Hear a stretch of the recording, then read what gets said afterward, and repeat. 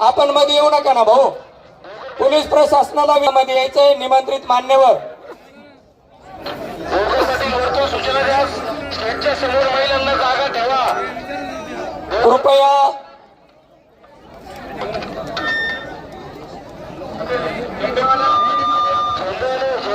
बाजूला बाजूला या थोडेसे. सूर्यवंशी कुटुंबातले आले का वरती? सूर्यवंशी कुटुंब कुठं आहे भैया? भैया सूर्यवंशी कुटुंब हा कृपया मंचावर.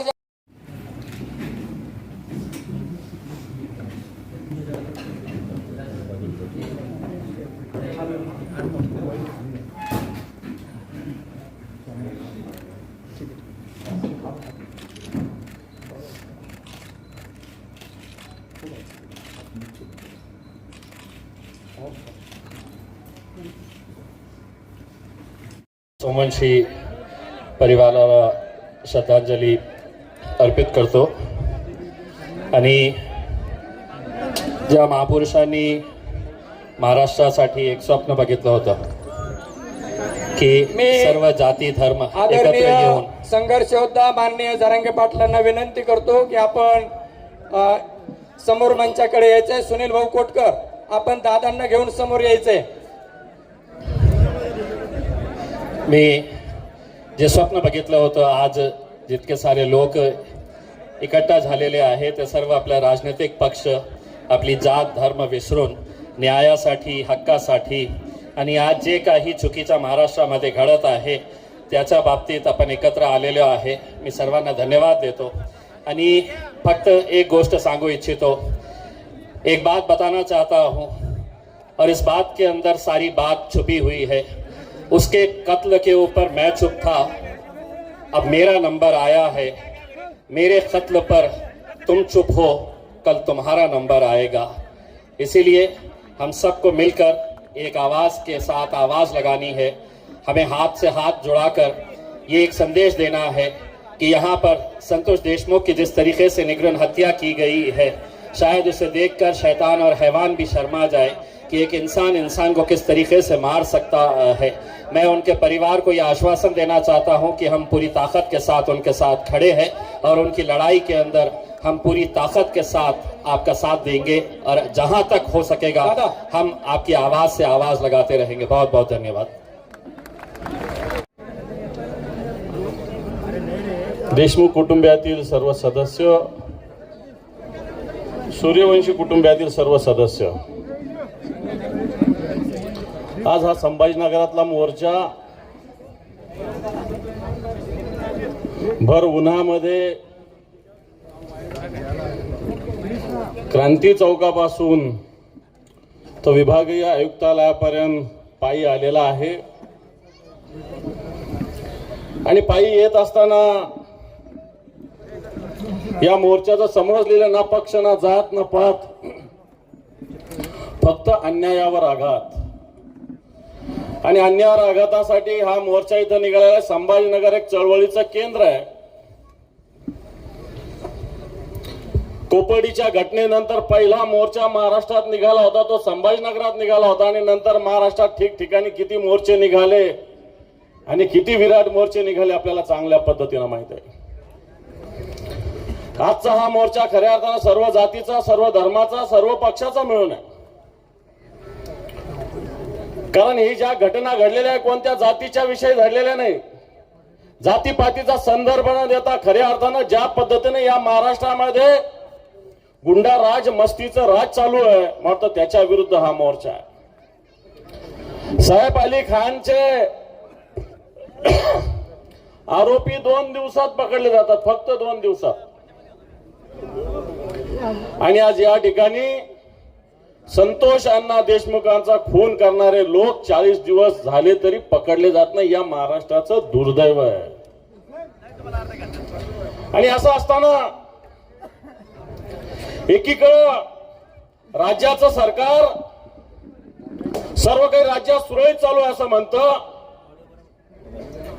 परंतु वाल्मिक करार सारख्या प्रवृत्तीवर गुन्हा दाखल करण्यासाठी सुद्धा संतोष अण्णाच्या भावाला आंदोलन करावं लागलं. त्याला मोका लावा म्हणून लावायला सुद्धा आंदोलन करावं लागतं. घरात दुखाची घटना घडलेली असताना या लहान चिल्ल्या पाल्यांना न्याय मागण्यासाठी या महाराष्ट्रात फिरावं लागतं. खऱ्या अर्थानं या महाराष्ट्राला याची खऱ्या अर्थानं आपल्यालाच खऱ्या अर्थानं याची शरम वाटली पाहिजे, अशा प्रकारची स्थिती. आणि म्हणून हा अन्याय विरुद्ध एल्गार मोठ्या ताकदीनं आपल्याला उभा करायचा आहे. एकीकडे प्रफुल्ल पटेल सारखे लोक म्हणतात की कोणी राजीनामा मागायचा धनंजय मुंडेचा आणि द्यायचा का. याच प्रफुल्ल पटेल विषयी मुंबईत येऊन पंतप्रधान म्हणले होते की कुछ लोग मिर्ची का व्यापार करते हैं, कुछ लोग मिर्ची से व्यापार करते. इक्बाल मिर्ची नावाचा जो अतिरेकी त्याच्याविषयी बोलले होते पंतप्रधान. आज हाच प्रफुल्ल पटेल अशा पद्धतीने बोलत असताना मला तो वाल्मिक करार असेल, धनंजय मुंडे असेल, हे एकाच माळ्याचे मणी आहेत. धनंजय मुंडे एकीकडे शिर्डीला म्हणतात की माझ्या मागे अजितदादा पवार खंबीर उभे आहेत. याचा अर्थ अजितदादा पवारचा या धनंजय मुंडेच्या सगळ्या कामाला सहकार्य आहे. आणि म्हणून हे सहकार्यच गुन्हेगारांना मदत करते की अशा प्रकारची स्थिती बांधवांनो. आणि म्हणून भले सगळ्यावर मोका लागला असेल, भले अजित पवार बीडचे पालकमंत्री झाले असतील, परंतु उद्या राग शांत झाल्यावर पुन्हा धनंजय मुंडेला पालकमंत्री करतील अशा प्रकारची स्थिती आहे. आणि म्हणून या सगळ्याला विरोध आपला. आज हा मोर्चा निघत असताना फास्ट ट्रॅक कोर्टामध्ये सगळं चाललं पाहिजे. लवकरात लवकर सगळ्या घटना कुटुंबीय म्हणतात की मला या सगळ्या गोष्टीची आम्हाला माहिती पाहिजे.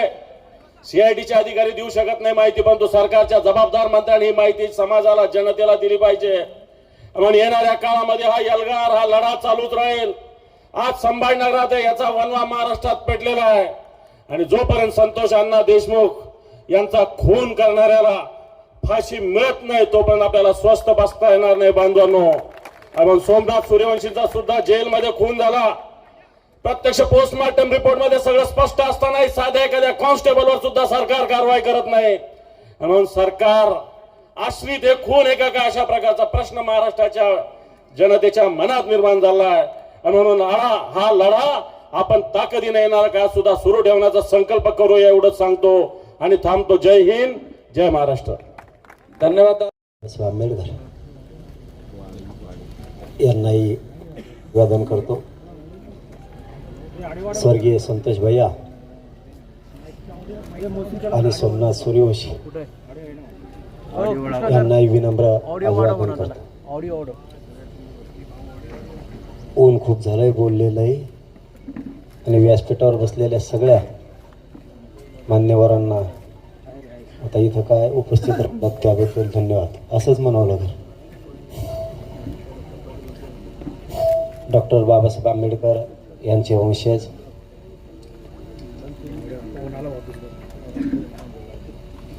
आनंदराजी आंबेडकर साहेब, केदार साहेब, तुमचं काय नाव आहे?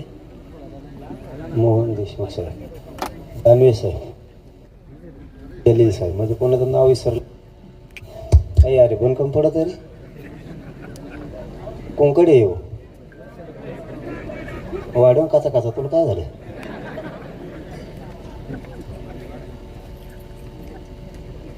माझी तब्येत खराब आहे, मी जास्त बोलणार नाही, पण एकच सांगितलेलं आहे आणि आजही सांगतो. संतोष भैयाला न्याय मिळाल्याशिवाय आम्ही कोणीही त्या कुटुंबाच्या पाठीमागून 1 इंच सुद्धा हलणार नाही. ही परिस्थिती या राज्याला आपण आणून दिलेली. किती खंबीरपणानं आपण देशमुख कुटुंबियाच्या पाठीशी याची परिस्थिती आपण त्यांना आणून दिलेली. 2-2 आपण ठामपणानं त्यांच्या पाठीशी सगळं राज्य उभं आहे आणि सूर्यवंशी कुटुंबाच्या सुद्धा पाठीशी आपण ठामपणे उभा आहेत हे सूर्यवंशी कुटुंबियांना सुद्धा माहिती. या ठिकाणाहून फक्त एक महत्त्वाचं आव्हान आपल्या सगळ्यांना करतो आणि राज्यातल्याही सगळ्या जनतेलाही करतो आणि विशेष करून मराठ्यांनाही करतो. लॉंग मार्च सूर्यवंशी यांच्या न्यायासाठी मुंबईला चालला. ज्या रस्त्यावरून तो लॉंग मार्च जाणार असणार आहे, गावागावातल्या प्रत्येक मराठ्यानं त्यांची नाश्त्याची, पाण्याची, जेवणाची व्यवस्था ताकदीनं करावी ही या ठिकाणाहून जाहीरपणाने सगळ्या जनतेला सुद्धा सांगतो. आता आरोपी अटक झालेत, एक जण राहिलाय, त्याचाही शोध लागलच. ही साखळी खूप मोठी आहे. या राज्यानं कधी अशी साखळी बघितली नसेल, असलं कधी नेटवर्क या राज्यानं कधी बघितलं नसेल. इतकं स्ट्रॉंग नेटवर्क आहे. आपल्या कल्पनेच्या पलीकडे मायबापावर आपल्या बापजाद्यांनी किंवा आपण असं नेटवर्क कधी बघितलं नसेल. आणि 70-75 वर्षातल्या कुठल्या सरकारनं सुद्धा असं नेटवर्क आत्तापर्यंत बघितलं नसेल. इतकं स्ट्रॉंग नेटवर्क आहे. ही साधी सोपी गोष्ट समजू नका. आपल्या संतोष भैयाचा बळी यांनी घेतला, पण हे नेटवर्क इतकं मोठं आहे, याला खूप दिवस लागणार आहे सगळं सापडायला. वेगळ्या वेगळ्या टीमा आहेत. खंडणी मागणाऱ्या वेगळ्या टीमा, खून करणाऱ्या वेगळ्या,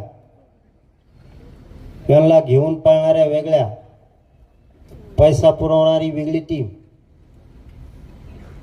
यांना झोपायला घर देणारी वेगळी टीम, यांना या ठिकाणाहून त्या ठिकाणाहून नेण्यासाठी वेगळी टीम, डाके टाकणारी वेगळी टीम. तसे गुन्हे आहेत त्यांच्यावर. छेडछाडी करणाऱ्या वेगळ्या टीम. म्हणजे माणसाला मानसिक खच्चीकरण करायचं जर एखादा विषय त्यांचा नाही ऐकला तर. म्हणून ह्या सुद्धा छेडछाडीच्या वेगळ्या टीम आहेत. बलात्कार करणाऱ्या वेगळ्या टीम आहेत, ते सुद्धा गुन्हे त्यांच्यावरती आहेत. चोऱ्या करणाऱ्या वेगळ्या टीमा, 307 करणाऱ्या वेगळ्या टीमा, आणि यांना सांभाळणारा एक जण. ह्या भयंकर टीम आहेत. ज्यांनी खंडणी मागायला पाठवलं तो सगळ्यात मोठा गुन्हेगार. ज्यानं खून करायला लोक पाठवलेत, पाठवणारा सगळ्यात मोठा गुन्हेगार. खून करणाऱ्यापेक्षा आणि खंडणी मागणाऱ्यांपेक्षा सामूहिक कट रचणारा, संघटित गुन्हेगारी करायला लावणारा सगळ्यात मोठा गुन्हेगार आहे. तो अगोदर जेलमध्ये गेला पाहिजे. आणि हा समाज शांत एवढ्यासाठी आहे की मुख्यमंत्र्यांनी शब्द दिला, याच्यातला एकही सुटणार नाही. म्हणून लोक शांत आहेत. जर का रे बाबा मुख्यमंत्री साहेब यातला एक बी सुटला, सामना मात्र आमच्या संघ हे तुम्ही कधीच विसरायचा नाही. आमच्यावरती विश्वास ठेवणार हे सुद्धा संस्कार आहे. आणि एकदा विश्वासघात झाला तर त्याला रस्त्यावर सुद्धा आम्ही जाणतो. हे सरकारनं पाठीमागं सुद्धा बघितलेलं आहे आणि पुढं पण लक्षात ठेवावं.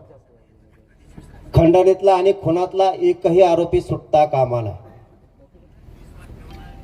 आणि या दोन्ही टीमला, खंडणी मागणाऱ्या आणि खून करणाऱ्या टीमला सांभाळलं कुणी? यांचे फोन त्या 8-10 दिवसात किती वेळेस झाले? यांनी एकमेकाला कुठली साथ दिली? हे चार्जशीट मध्ये येणं गरजेचं आहे. नसता तुम्ही म्हणताल की आम्ही आरोपी अटक केले, त्यांच्यावरती गुन्हे दाखल केले, परंतु तो तपासात आलाच नाही. तरी फसवणूक आहे. ज्या दिवशी आम्हाला असं वाटेल की यातला आरोपी सुटतोय किंवा ही सगळी 100-150 लोकांची साखळी धरली जाणार नाही, त्या दिवशी आम्ही राज्य बंद पाडला म्हणून समजायचं. हे मुख्यमंत्र्यांनी लक्षात ठेवायचं.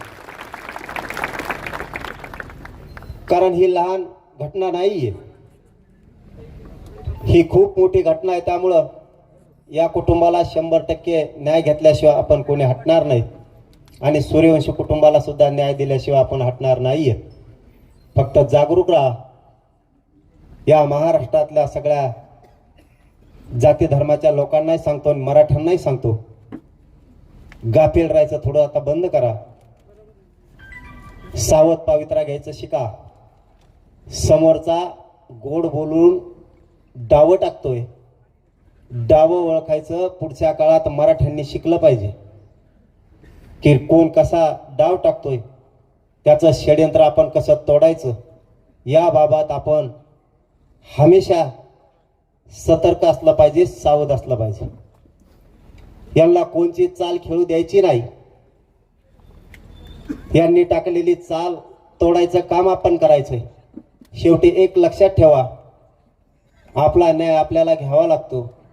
राजकारण हे राजकारणाच्या ठिकाणी असतं, पण ज्यावेळेस अस्मितेवर घाला येतो, ज्यावेळेस एक कुटुंब उन्हात पडतं, ज्यावेळेस एक लेक टाव फुटती, एक भाऊ न्यायासाठी वनवन न्याय मागत हिंडतो, त्यावेळेस त्यांच्या पाठीशी उभा राहणं समाजानं मायबाप म्हणून गरजेचं असतं. अशी वेळ कोणावरती येऊ नये, असा काळ आणि असं महासंकट कोणावरती खरंच येऊ नये. हे राजकारण करायची जागा नाहीये. हे राजकारण 4 दिवस केलं जातं, नाही केलं जात, परंतु देशमुख कुटुंबावरती जी वेळ आली ना, ही कुठल्याच राज्यातल्या कुटुंबावर येऊ नये. आज आनंदी असणारा, सुखी असणारा संसारात माती काढली गेली. आज त्या सगळ्या कुटुंबात घरात आनंद होता. आज हे लेकर आपला बाप आपल्या दारात आलेला रोज बघत होते, त्यांना त्या घरात आणि त्या उंबऱ्यात बाप येताना दिसत नाहीये. तुम्हाला आम्हाला बोलण्यापुरतं ठीक आहे, भाषणापुरतं ठीक आहे, पण एकदा तरी काळजाला हात लावून बघा, ही घटना साधी सोपी झालेली नाहीये. आज वनवास आलाय त्या कुटुंबावरती. कुटुंबाला काय करावं कळत नाहीये. 2 मनस्थितीतून ते कुटुंब चाललंय. इतकी भयान आणि विदारक परिस्थिती त्या कुटुंबाची झाली. ती जर आपल्या कुटुंबाची झाली असती तर आपण शांत बसलो असतो का? हा प्रश्न प्रत्येकानं राज्यातल्या मराठ्यांनी स्वतःला विचारा. अशी वेळ कोणावर येऊ नये, आणि पुढच्या काळात येऊ द्यायची नसेल तर या धनंजय मुंड्याच्या टोळ्या आपल्याला संपवाव्या लागणार आहेत, त्याशिवाय चालणार नाही. कारण याने ह्या टोळ्या उभा केल्यात. कारण त्याचं नाव आपण कधी घेत नव्हतं, पण ज्या दिवशी धनंजय देशमुखांना पोलीस स्टेशनमध्ये जाऊन धमकी देण्यात आली, त्या 26 दिवसानंतर आपण त्याचे लोक शांत केले नाही म्हणून त्याचं नाव घ्यायला सुरुवात केली. कारण तो त्याच्या लोकांना थांबवतच नाहीये. याचा अर्थ असा होतो की तुमची मूक संमती, तुम्ही काय पण करा, मी तुमच्या पाठीशी. इतके भोळे आता आम्ही सुद्धा राहिलेलो नाहीयेत. आम्हाला आमच्या समाजाला कुठल्या पद्धतीने न्याय द्यायचा इथपर्यंत आम्हाला कळतंय. तुम्ही जाणून बुजून किती जाती विष काढायला लागलात हे आम्हाला कळतंय. तुम्ही मीडियात कोणची भाषा बोलताय आणि जनरल बसल्याच्या नंतर कोणची भाषा बोलताय तेवढी अक्कल आम्हाला आहे. आम्ही खूप ताकदवर आहेत, पण एकदा जर मराठा बिथरला तर तो टोळी चटणीला सुद्धा पुरणार नाही. ही धमकी नाहीये, हे सत्य आहे. तुम्ही जर तुमच्या टोळ्या, लाभार्थी टोळ्या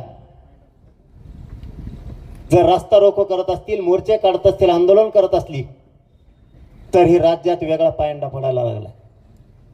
या राज्यात कधीच मराठ्यांनी किंवा कोणत्या जातीनं आतापर्यंत आरोपीच्या बाजूने आंदोलन केलेलं मला तरी आठवत नाही. या राज्यावरती आणि या लोकांवरती संस्कार आहेत. यांनी कधीच असा प्रयोग करण्याचा प्रयत्न केला नाही की आरोपीच्या बाजूने मोर्चे काढावेत. पण आता अशी शक्यता दिसायला लागली की या धनंजय मुंड्याच्या टोळीनं मोर्चे काढायला सुरुवात केली. आता इथून पुढे जर आरोपीनं काय केलं तर लोक आपण आपल्या जातीच्या आरोपीच्या बाजूने मोर्चे काढायला आता सुरुवात करणार आहे. कारण रूढ तुम्ही पाडली. कोण जातीवाद नाही करत. दाखवून द्या कोणी जातीवाद केलाय. एकदा समोर येऊन दाखवा आम्ही कोणता जातीवाद केला. जातीवाद कोणी करत नाही. कधी आम्ही वंजाऱ्याला बोललो नाही, कधी धनगराला बोललो नाही, कधी दलित मुस्लिमांना बोललो नाहीत, कधी ओबीसींना बोललो नाहीत, कधी मायक्रो ओबीसीला 12 बलुतेदारांना आम्ही कधी बोललो नाही. पण जी टोळी चुकीचं काम करायला लागली तिला बोलायचं नाही का? तिला काय असाच नंगा नाच करू द्यायचा का? लोकांचे लेकरं कापू द्यायचे, लोकांच्या मुलीच्या छेडछाडी करू द्यायच्या? तरीही तुमच्या जर गुंडाच्या टोळीला बोलायचं नाही म्हणल्याच्या नंतर तुम्ही हा नवीनच पायंडा या राज्यात पाडायला लागला. ही सोपी घटना नाहीये. तरीही तुम्ही त्या कुटुंबाच्या बाजूने बोलायचं सोडून तुम्ही आरोपीच्या बाजूने बोलायला लागलात. हे मात्र तुमचं चुकीचं पाऊल आहे. कारण ह्या धनंजय मुंड्याच्या टोळीमुळं त्यांच्या जातीची, त्यांच्या समाजाची त्या जिल्ह्यात पत होती, मान सन्मान होता, ती सगळी पत याच्या टोळीनं त्यांची घातली. त्यांना खाली मान घालून चालायची वेळ आज आणली. कारण खुनं करून जर तुम्ही त्याच्या पाठीशी उभा राहायला लागले, त्याच्यामुळे ही पायंडा चांगला नाहीये. कोणी जातीवाद करत नाही आणि करायची कोणाला गरज पण नाहीये. परंतु टोळीच्या विरोधात बोलावं लागणार आहे आणि तिला रोखावं पण लागणार आहे. त्याने जर पुढच्याही काळात रोखलं नाही तर टोळीच्या बद्दल आपल्या सगळ्या जनतेला विचार करावाच लागणार आहे. कारण ते जास्तीत जर मस्तीतच येणार असले, ते जर थांबणारच नसले तरी हा अवघड विषय होईल. पुढचे संकट टाळायचे असतील तर पुढच्या काळात ह्या गुंडाच्या टोळ्या थांबवणं गरजेचं आहे. म्हणून एकजूट राहत जा. हाक मारल्यावर येत जा. असू द्या, सर्व पक्षी असू द्या, नाही तर कशाचं असू द्या. हे सर्व पक्षी म्हणलं काही जण लय कणत येत. आता काय करावं मलाही कळत नाही. असुदला तरी असू द्या, एखाद्या वेळेस लेकीच्या हाकीला मान द्यायचं शिका. लेख बाळगत टाव फोडती सांगते माझ्या बापाच्या न्यायासाठी तुम्ही या, तर आपण आलं पाहिजे. आपण नाही मान सन्मानाचा विचार केला पाहिजे. खाली जागा मिळाली नाही तर वर मिळाली नाही तर नाही मिळाली तरी चालेल, पण इथून पुढचा पायंडा मान सन्मानासाठी नाही तर न्यायासाठीच पडला पाहिजे. त्यासाठी मिळेल तिथं बसायची तयारी आपण ठेवली पाहिजे. न्याय आपल्यासाठी खूप महत्वाचा आहे. तरच या एकजुटीला किंमत आहे, नाही तर या एकजुटीला काही किंमत नाही तुमच्या माझ्या. संतोष देशमुख आणि सोमनाथ सूर्यवंशीच्या कुटुंबाला न्याय मिळाला पाहिजे. त्यासाठी आपण सगळ्यांनी पुढच्या काळात जे जे आपल्या समोर आणखीन प्रकार येतील ते पाहून आपण पुन्हा एकजूट राहू आणि या कुटुंबाला न्याय देऊ, एवढीच विनंती करतो आणि थांबतो. धन्यवाद. धन्यवाद दादा. हत्या केली आणि त्यांच्यामध्ये कसल्याही प्रकारची माणुसकी नाही, त्यामुळे त्यांना समाजात जगण्याचा काही अधिकार नाही आणि शासनाने त्यांना लवकरात लवकर शिक्षा दिली पाहिजे, ही एक माझी सरकारशी मागणी आहे. 9 तारखेला संतोष अण्णा यांची हत्या झाली. 10 तारखेला डॉक्टर बाबासाहेब आंबेडकर यांच्या संविधानाची जी प्रतिकृती आहे परभणीमध्ये, त्या संविधानाची विटंबना करण्यात आली आणि 11 तारखेला संविधानाच्या रक्षणासाठी, त्याचा निषेध करण्यासाठी सर्व आंबेडकरी जनता, सर्व पक्षातील लोक, सर्व जाती जमातीतील लोक रस्त्यावरती आले. त्यात माझा सोमनाथ सूर्यवंशी हा माझा भाऊ आपल्या जातीचा विचार न करता, तो एक वडार समाजाचा आहे, मागासवर्गीय समाजाचा आहे म्हणून विचार न करता तो रस्त्यावरती उतरला, आंदोलनामध्ये सहभागी झाला. तो डॉक्टर बाबासाहेब आंबेडकरांना वाचलेला होता, छत्रपती शिवाजी महाराजांना वाचलेला होता, जिजामातेंना वाचलेला होता, माता रमाईला वाचलेला होता, शाहू महाराज सर्वांना वाचलेला होता. म्हणून तो आपल्या जातीचा विचार न करता डॉक्टर बाबासाहेब आंबेडकर यांच्या संविधानाचं रक्षण करण्यासाठी, त्याचा निषेध करण्यासाठी तो रस्त्यावरती उतरला आणि पोलिसांनी कॉम्बिंग ऑपरेशन तिथं राबवली आणि जे लोक हिंसा करून गेले त्यांना न पकडता जे निरपराध लोक होते त्यांना पकडण्यात आलं आणि दिसेल त्याला उचलण्यात आलं आणि पोलीस स्टेशनमध्ये त्यांना अटक करण्यात आली आणि कुठल्याही प्रकारचा मागचा पुढचा विचार न करता त्यांच्यावरती अमानुषपणाने मारहाण करण्यात आले. माझे छोटे छोटे निरागस भाऊ बहीण, त्यांनी माता भगिनी यांना भयानक पोलिसांनी मारले. एकेका लेडीजला 10 लोक मारत होते, पुरुष लोक मारत होते. एवढे भयानक शिक्षा त्यांना दिली गेलेली आहे आणि माझ्या भावाची पण टॉर्चर करून 3 दिवस त्याला मारहाण करण्यात आली आणि अटक झाल्यानंतर पोलिसांनी कसलीही माहिती आमच्या घरच्यांना दिली नाही, माझ्या कुटुंबाला दिली नाही, माझ्या वडार समाजाचे लोक हे परभणीत होते त्यांनाही माहिती दिली नाहीत. ज्यावेळेस त्याची हत्या झाली 15 तारखेला, ज्यावेळेस त्याचं निधन झालं, त्यावेळेस पोलिसांना माझ्या आईचा नंबर भेटला आणि त्यांनी माझ्या आईला सांगितलं, आईचा परिचय घेतला, आईला सांगितलं की सोमनाथ सूर्यवंशी हा तुमचाच मुलगा का? आई बोलली हा. तो काय करतोय? तो तर कायद्याचं LLB शिक्षण घेतोय, कायद्याच्या शेवटच्या वर्षाला शिकतोय. माझा मुलगा वयाच्या 35 वर्षापर्यंत शिकला, MA BEd झालं, PhD ला छत्रपती संभाजीनगर मध्ये त्याचा नंबर लागलेला होता. कायद्याचं शिक्षण झाल्यानंतर तो PhD करत करत इथं परभणीमध्ये जेच परीक्षा देणार होता. त्याचं स्वप्न ह्या पोलीस प्रशासनानं मोडलेलं आहे आणि त्याचं अमानुषपणाने खून करण्यात आलेला आहे. तरी सरकारकडे सर्व पुरावे असताना सरकार कुठल्याही प्रकारचा ऍक्शन घेत नाही. आम्ही एक वडार समाजाचे आहे, मागासवर्गीय समाज आहे म्हणून सरकार त्यांच्याकडे लक्ष दिले जात नाही. माझ्या पाठीशी आज भीमसैनिक आहेत, आंबेडकरवादी लोक आहेत, मराठा समाजाचे लोक आहेत आणि सर्वांनी कुठल्याही जातीपातीचा विचार न करता आम्हाला न्यायासाठी एवढं धडपड करत आहेत, महिनाभरासाठी मोर्चे काढत आहेत. त्यांनी न्यायासाठी शेवटपर्यंत साथ दिली पाहिजे, आमची त्यांना कळकळीची विनंती आहे. ज्यावेळेस आईला कळालं की सोमनाथचा मृत्यू झाले, आईने आम्हाला कळू दिलं नाही. काळजावर दगड ठेवून ती परभणीपर्यंत आली. आम्हाला हे माहीत झालेलं होतं साहेब. आम्हाला आईला समजलं, त्याच्या 1 तासानंतर मला समजलं. मी आईला सांगितलं नाही, आई मला सांगितली नाही. आई काळजावर दगड ठेवून परभणी गाठला. आम्ही परभणीत आल्यानंतर पोलिसाकडे आम्हाला घेऊन जातात आणि पोलीस तिथं ऑफर देतो, काय 50 लाख रुपये देतो, तुम्हाला दोन्ही भावांना आम्ही नोकरी देतो. अरे आम्ही भिकारी नाही, आम्ही कष्ट करून शिकलोय, शिक्षण घेतोय. माझा भाऊ वयाच्या 35व्या वर्षीपर्यंत शिकला, कायद्याचे शिक्षण घेतला. असं लाचार जग होत नाही आम्ही कोणाच्यासाठी. माझ्यासाठी 50 लाख खूप होते. 50 लाख कमवायला माझं आयुष्य गेलं असतं. ते 50 लाख मग माननीय मुख्यमंत्री साहेबांनी 10 लाख 2 वेळेस मदत पाठवली. आम्ही ते नाकारलं. याचं कारण होती माझी माय माऊलीचं ते काळीज या पोलिसांनी घेतलेला आहे काढून, त्याच्या पोटचा गोळा या पोलिसांनी काढून घेतलेला आहे.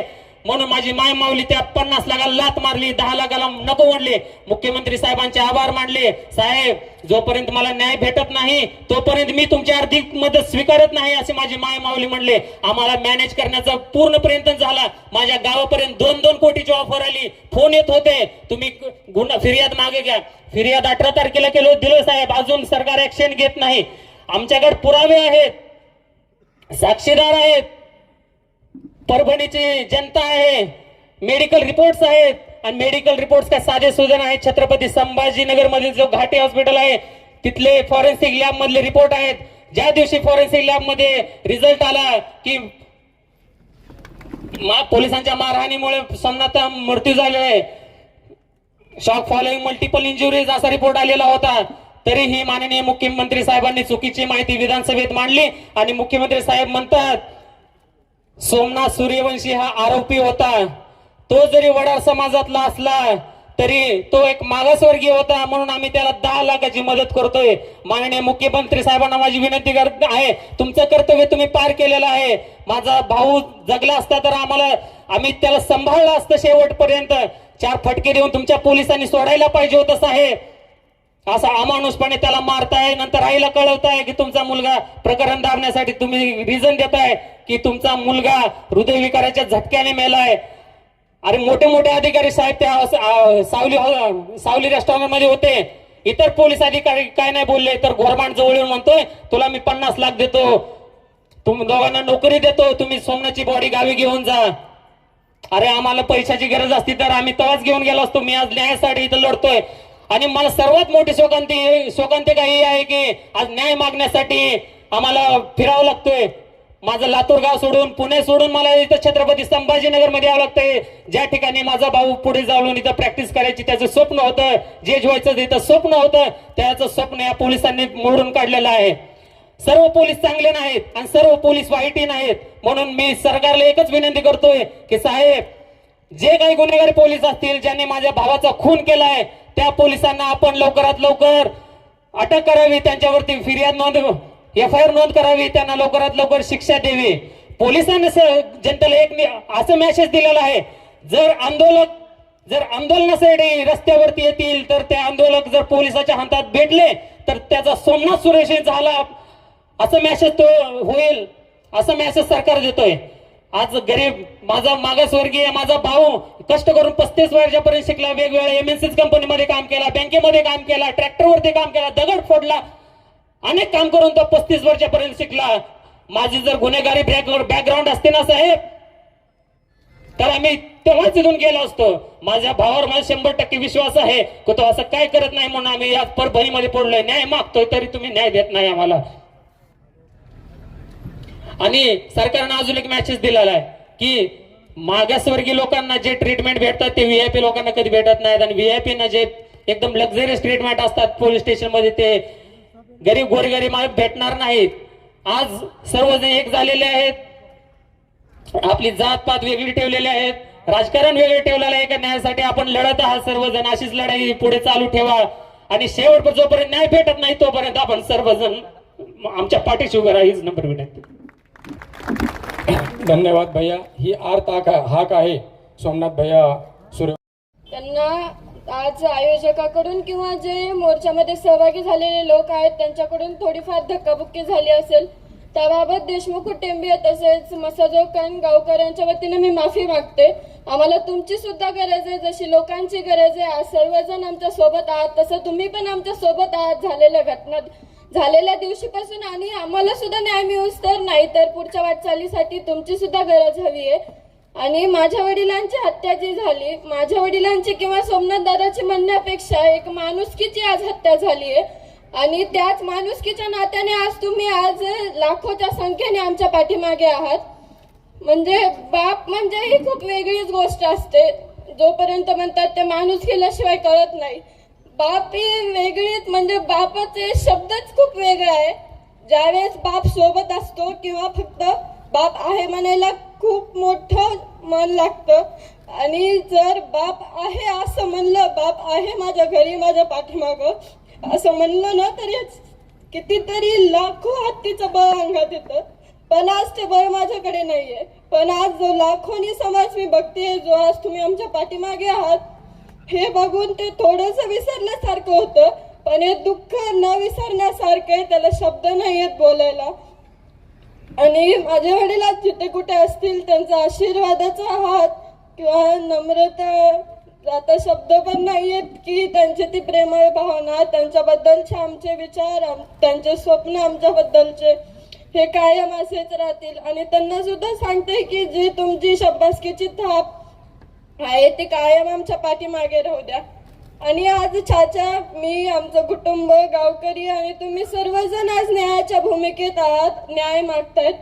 तुमची सर्वांची साथ आहे आम्हाला. आणि माझ्या चाचाला सुद्धा मी एक सांगते, आज जरी तुझा भाऊ तुझ्या सोबत नसला ना, तरी त्यांच्या रूपाने मी आज तुझ्या सोबत आहे. मी तुझ्या खांद्याला खांदा देऊन त्यांच्यासारखं लढणार आहे. तुला एकटे कधीच नाही सोडणार.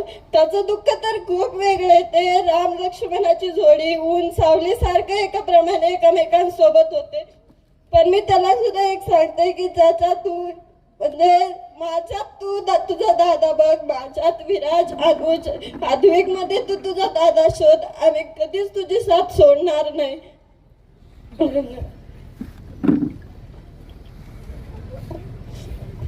वैभवी, हे अश्रू सरकारला नक्कीच जाग आणून देतील. आमचे सर्वांचे अश्रू सरकारला जाग आणून देतील. भावांनो, या मोर्चामध्ये आपण सगळे सहभागी झालात. आपलं सहभागी होणं व्यर्थ जाणार नाही.